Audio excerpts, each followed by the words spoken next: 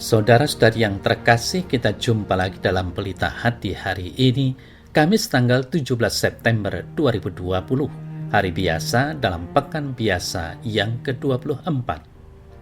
Bersama saya Romo Thomas Suratno, SCY dari Paroki Cilandak, Jakarta Selatan, mendengar dan merenungkan Sabda Tuhan, yakni firman Tuhan yang tersurat di dalam Injil Lukas, bab atau pasal 17, ayat 36 sampai dengan ayat 50. Pada suatu hari, seorang Farisi mengundang Yesus untuk datang makan di rumahnya. Yesus datang ke rumah orang Farisi itu, lalu duduk makan. Di kota itu ada seorang perempuan yang terkenal sebagai seorang berdosa.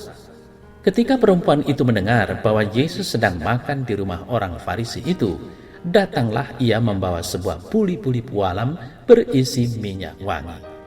Sambil menangis, ia pergi berdiri di belakang Yesus dekat kakinya, lalu membasahi kakinya itu dengan air matanya dan menyekanya dengan rambutnya. Kemudian ia mencium kakinya dan meminyakinya dengan minyak wangi itu.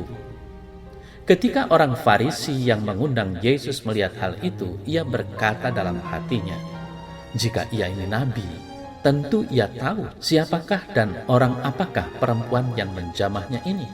Tentu ia tahu bahwa perempuan itu adalah seorang berdosa." Lalu Yesus berkata kepadanya, "Simon, ada yang hendak kukatakan kepadamu." Saud Simon, "Katakanlah Guru." Ada dua orang yang berhutang kepada seorang pelepas uang. Yang seorang berhutang 500 dinar, yang lain 50. Karena mereka tidak sanggup membayar, maka ia menghapuskan hutang kedua orang itu. "Siapakah di antara mereka yang akan terlebih mengasihi dia?" Jawab Simon, "Aku kira dia yang paling banyak dihapuskan hutangnya." Kata Yesus kepadanya, "Betul pendapatmu itu." Dan sambil berpaling kepada perempuan itu, ia berkata kepada Simon, "Engkau lihat perempuan ini. Aku masuk ke rumahmu, namun engkau tidak memberikan aku air untuk membasuh kakiku, tetapi dia membasahi kakiku dengan air mata dan menyekanya dengan rambutnya. Engkau tidak mencium aku, tetapi sejak aku masuk ia tiada henti-hentinya mencium kakiku. Engkau tidak meminyaki kepalaku dengan minyak, tetapi dia meminyaki kakiku dengan minyak wangi. Sebab itu aku berkata kepadamu, dosanya yang banyak itu telah diampuni, sebab ia telah banyak berbuat kasih. Tetapi orang yang sedikit diampuni, sedikit juga ia berbuat kasih." Lalu ia berkata kepada perempuan itu, "Dosamu telah diampuni." Dan mereka yang duduk makan bersama dia berpikir dalam hati mereka, "Siapakah ia ini sehingga ia dapat mengampuni dosa?" Tetapi Yesus berkata kepada perempuan itu, "Imanmu telah menyelamatkan engkau. Pergilah dengan selamat." Saudara-saudari yang terkasih dalam iman Kristiani, keselamatan kekal merupakan murni anugerah dari Allah. Allah lah yang mempunyai inisiatif untuk datang kepada manusia dan menyelamatkan manusia dalam peristiwa salib. Maka ukuran keselamatan bukanlah tentang seberapa besar perbuatan baik yang sudah dilakukan. Jaminan keselamatan bukanlah seberapa sering kita berbuat amal kebaikan.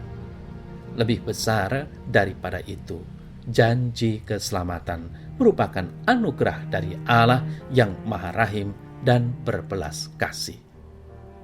Saudara-saudari yang terkasih, hari ini Injil Lukas berbicara tentang pengampunan dan keselamatan karena iman.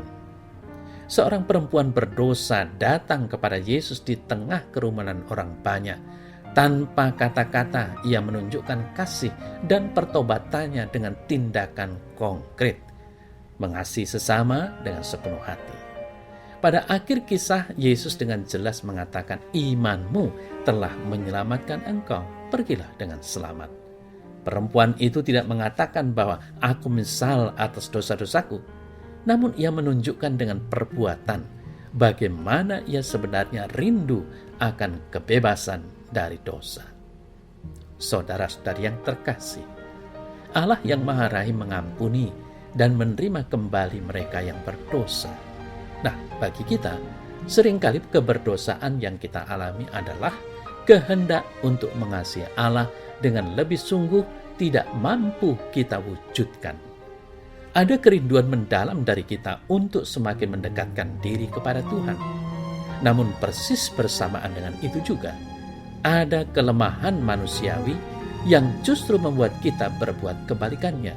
Kehendak untuk semakin dekat dengan Tuhan, namun gagal, itulah yang membuat kita merasa berdosa begitu besar. Saudara-saudari yang terkasih, apapun situasi kita, Tuhan tidak pernah meninggalkan yang lemah dan tak berdaya. Perempuan yang datang kepada Yesus adalah representasi diri kita yang lemah dan terpuruk dalam keinginan untuk mencintai Tuhan dengan sungguh namun gagal.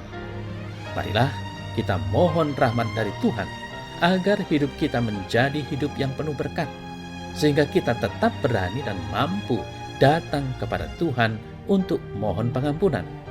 Semoga kita tidak menjadi penghalang bagi mereka yang hendak datang kepada Tuhan. Ya Tuhan, ajarilah aku untuk mempunyai sikap seperti wanita yang berdosa, berani untuk membuat aksi nyata sebagai wujud cintaku kepadamu. Semoga aku tidak takut menghadapi situasi yang menghalangi aku untuk berjumpa denganmu. Tuhan, mampukan aku juga untuk menghantar orang lain datang kepadamu. Amin.